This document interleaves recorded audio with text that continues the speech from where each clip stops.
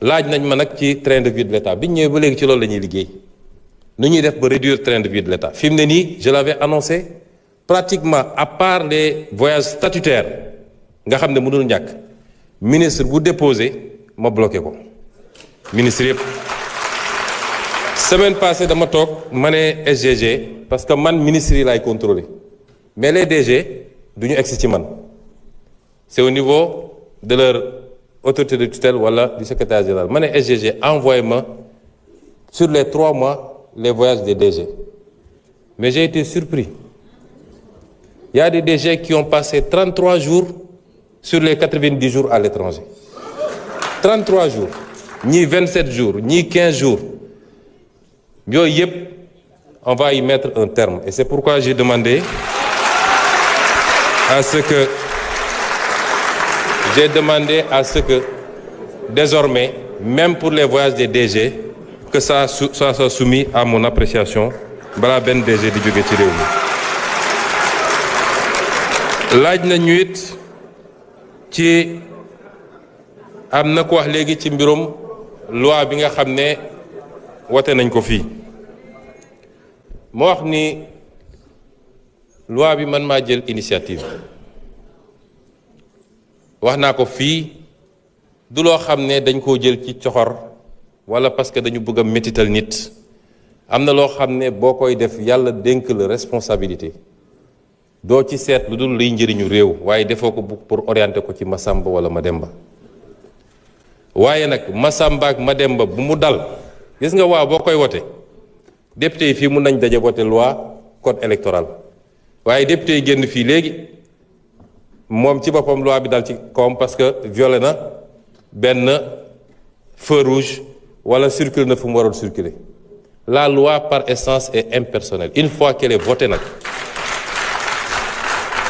li ma wax ma insiste ci une fois qu'elle est votée ki ko voté ci boppam s'il est sous le coup de la loi sera appliquée de manière totale, impartiale et sans hésitation.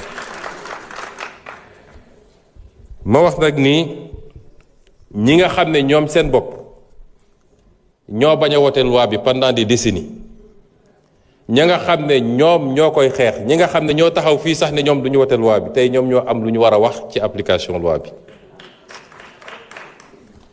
député ministre président doomu jàmbur xaritu jàmbur képp koo xam ne tey tu es sous le coup de cette loi la loi sera appliquée te intervention du jóge fenn man kilifa yu bëri woon nañ ma ci loi bi ay kilifa diine yu mag ku ne ay amagul ku ma ne diw loi bi dal na ko jege na ma damaa bëgg ngeen bàyyi ko wala yu demee noonu amagul ñépp rafetlu loi ba démb ba fi ma jaar ci suñu mbokk jàngu yi amul kenn koo xam ne rafetluwul loi bi nga xam ne jël nañ ko ci Sénégal li loi bi di wund nag mooy wala li développement yi am mooy lii du guléet fii de waaye dañ leen daan protéger parce que du ñu ne ci ñaari at yi lëf yi yëpp am kuñ fi jàpp nee na la depuis 2000 nangam 2014 2010 2010 maa nga ca woon yàgg nañ fee jàpp nit ñu def pression ci procureur ne bàyyi leen ko daggal ko bie mu génn réew mi loolu am na yàgg na am ci réew mi ñun lii ñuy def nii ñi ñu jiitu bu ñu ko defoon mbir mi du egg ampleur bi du egg ampleur bi te nag fu ñu ko foogee nag ndekete weesu woon na ko kan fii moo bëgg doomam mujje foofu ñi mu dal sax ñoom seen bopp ñoo ngi naan lii nattu la mënuma ci dara waaye maa ngi bëgg a tuub mooy loolu mooy wane ni kenn bëggu ko waaye di phénomène demoon na ba nga xam ne ci école yi la ñuy taxaw di recruter xale yi di leen jox ay portable wala xaalis pour mu leen détourner loolu waral ni bu ñu réagir woon dañuy xëy yeewu ñun ñëpp kenn ku ne ñu ne la sa biir kër sa nangam sa nangam sa nangam ma nga ca tarawaguñ ci sax et c'est pourquoi cette loi si elle doit être renforcée même elle le sera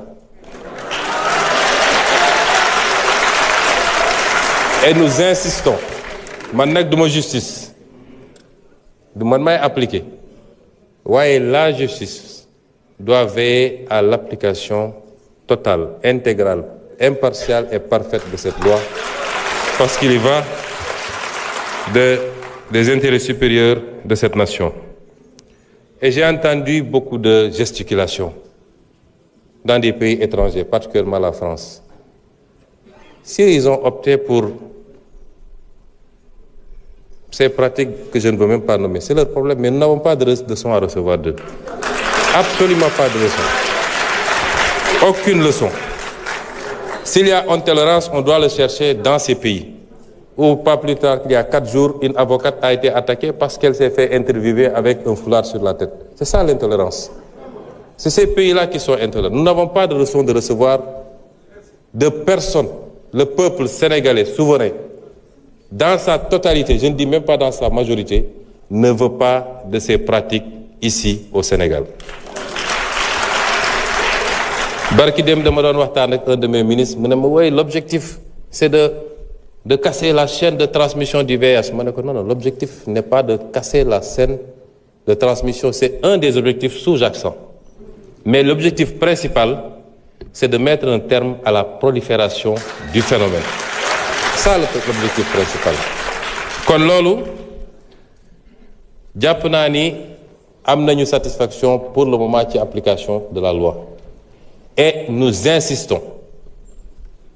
Parce que nag bëri na lu ñu ciy wax fii il ne sera pas question de cacher les gros poissons. Les gros poissons. Parce que ñooñu ñoo wasaare affaire bi en réalité. Les gros poissons. Ñi nga xam ne yor nañ seeni milliards yor xaalis mën a détourner facilement ay jeunes. Nous insistons pour que les choses aillent à leur terme, pour que le pays soit débarrassé de ces pratiques dont nous ne voulons pas. Et le message que je voudrais lancer pour conclure sur ce chapitre, gis nga dañu am une sorte de tyrannie. Société àdduna bi, nous sommes peut-être 8 milliards d'êtres humains. 80% ou plus bëgguñu lii. Soo demee pays asiatiques yi bëgguñu ko. Benn pays asiatique du le critiquer parce que tu as fait ça. Aucun pays asiatique ne nous critiquera, ni la Chine, ni le Japon, ni la Corée, ni je ne sais quel autre pays ne critiquera le Sénégal ou aucun autre pays parce qu'il a légiféré sur cette question. Aucun pays arabe ne nous critiquera. Aucun pays africain ne nous critiquera. Mais il y a un petit noyau qui s'appelle l'Occident.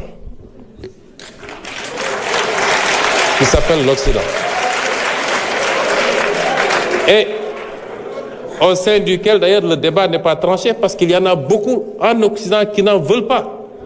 Et selon les pays, les proportions varient. Donc, il y a moins de 5 ou 10% de la population mondiale, parce qu'ils ont les moyens, parce qu'ils maîtrisent les médias, qui veulent imposer leur dictat, leur culture, leur civilisation. D'ailleurs, on n'osera pas parler de civilisation avec cette affaire-là, parce que ce n'est pas de la civilisation, et qui veulent aujourd'hui l'imposer au reste du monde. Au nom de quoi ? Et nous avons une partie de nos élites, de nos intellectuels qui sont complexés, qui ont été complètement formatés à des trucs et qui ont peur de leur propre ombre. Nous, au Sénégal, n'avons pas le droit de dire en tant que Sénégalais que nous ne voulons pas de cela. Y compris ces soi-disant intellectuels africains, élites, qui écrivent au président de la République, qui a librement promulgué la loi parce qu'il est avec cette loi. Et qui écrit pour demander un moratoire. Il n'y aura pas de moratoire. Cette loi sera appliquée. Monsieur le Président, je voudrais terminer par des interpellations sur les difficultés que vivent les Sénégalais. Oui, les Sénégalais vivent des difficultés. Nous les vivons avec eux. Nous les vivons avec eux. Et on nous dit quelle solution préconiser. Je viens de parler de beaucoup de précautions. L'État est en train de prendre sur lui